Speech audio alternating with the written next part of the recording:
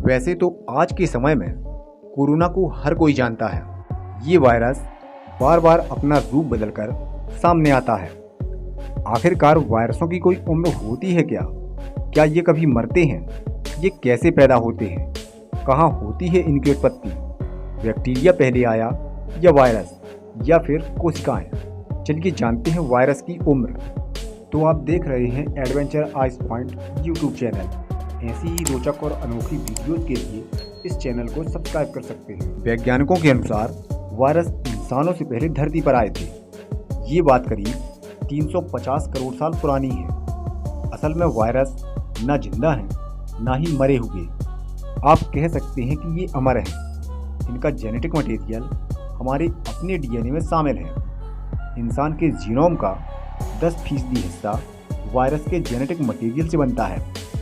ये हमारी धरती पर मौजूद अधिकतर जीवों पर हमला कर सकते हैं, चाहे वह छोटा बैक्टीरिया हो, पेड़ पौधे हों, या फिर इंसान या जानवर। जहाँ तक बात रही कोरोना वायरस की, तो ये मानकर चलिए कि अब यह दुनिया के हर घर की एक घरेलू समस्या हो चुकी है। इस वायरस को हर कोई जानता है। पिछले कुछ सालों से किसी सेलिब्रिटी की तरह गूगल के सबसे ज़्यादा सर्च किए गए शब्दों में से एक है। कोरोना तो नया है, लेकिन सवाल उठता है कि वायरस आखिर आए कहाँ से? कब हुई थी इनकी उत्पत्ति? वायरस एवोल्यूशन के बारे में ये जरूरी नहीं कि इंसान उसके बारे में कितना जानते हैं, जरूरी ये है कि कितना नहीं जानते। क्योंकि कोई भी वायरस किसी भी समय अपना रूप बदल सकता है। ये ऐसा राक्षस है जो अपने शरीर के किसी भी अंग से नया वायरस पैदा कर सकता है, जैसे कोरोना करता है। नए नए वेरिएंट और सब वेरिएंट आ रहे हैं।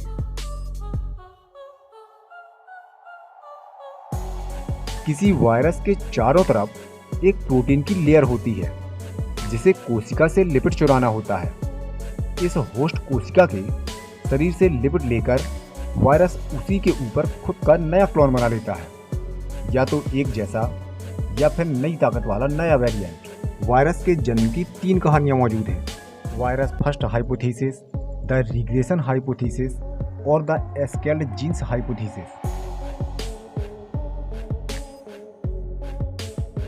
नेचर मैगजीन में छपी एक रिपोर्ट के मुताबिक बैक्टीरिया, आर्किया या यूरोकाइट से भी पुराने हैं। वायरस क्योंकि पहले रेप्लिकेट करने वाले मॉलिक्यूल आरएनए और डीएनए हैं।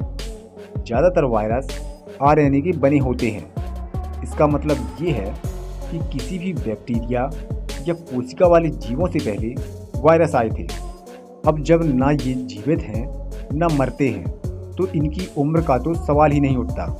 बस ये खुद का क्लोन या वेरिएंट बनाते रहते हैं।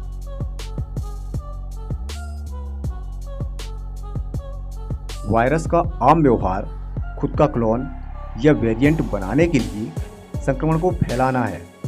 वायरसों की दुनिया एकदम अलग है। भरपूर विभिन्नता के साथ इनकी दुनिया अन्य बायोलॉजिकल जीवों से भिन्न है।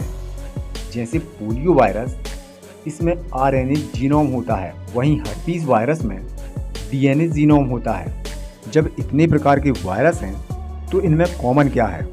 सिर्फ 3 चीज़ें। पहली ये कि बेहद छोटे होते हैं, लगभग 200 नैनोमीटर व्यास या उससे भी कम। दूसरा ये कि सिर्फ होस्ट की कोशिकाओं में ही खुद को रेप्लिकेट कर पाते हैं। और तीसरा ये कि अभी तक एक भी वायरस ऐसा नहीं मिला जो राइबोसोम्स रखता हो। जीवित की परिभाषा क्या है? बायोलॉजी के हिसाब से जिसका विकास हो, जो प्रजनन कर सके, शरीर का संतुलन बना सके, किसी प्रकार के एक्शन का रिएक्शन दे सके, कई तरह के मेटाबॉलिक काम कर सके। लेकिन भाई साहब, वायरस की कहानी में सिर्फ एक ही चीज़ होती है, रिप्रोडक्शन यानी प्रजनन, लेकिन बिना किसी अपने जैसे जीव से संबंध बनाए। कैसे कोरोना वायरस ने खुद इतने वेरिएंट बना लिए। असल में किसी की खांसी या छींक से हवा के साथ निकले वायरस ने किसी और इंसान के शरीर में प्रवेश किया। कुछ दिन वह इंसान बीमार रहा, उसके बाद उसके शरीर में वायरस ने नया वेरिएंट बना दिया या फिर पुराने स्वरूप को ही फैलाया।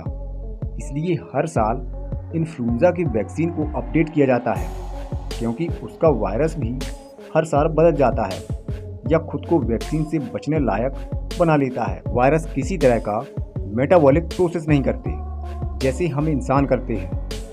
ना इनके पास राइबोसोम्स होते हैं, ना ही मैसेंजर आरएनए। ये खुद से अपने ऊपर मैसेंजर आरएनए से लेकर प्रोटीन कवर भी नहीं बना पाते। इन सीमाओं में रहने के बावजूद वायरस किसी होस्ट सेल में खुद को रेप्लिकेट कर लेता है, यानी जीवन की जो बायोलॉजिकल परिभाषा है उसके हिसाब से वायरस जीवित नहीं है।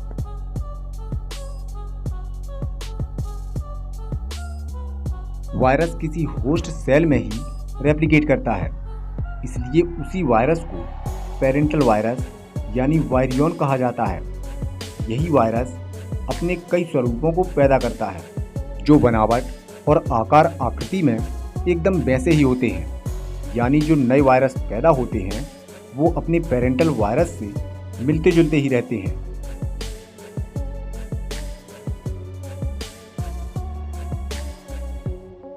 भूल जाइए कि कोरोना वायरस कभी खत्म होगा, क्योंकि ये लगातार आपके शरीर में रेप्लिकेट करता रहेगा।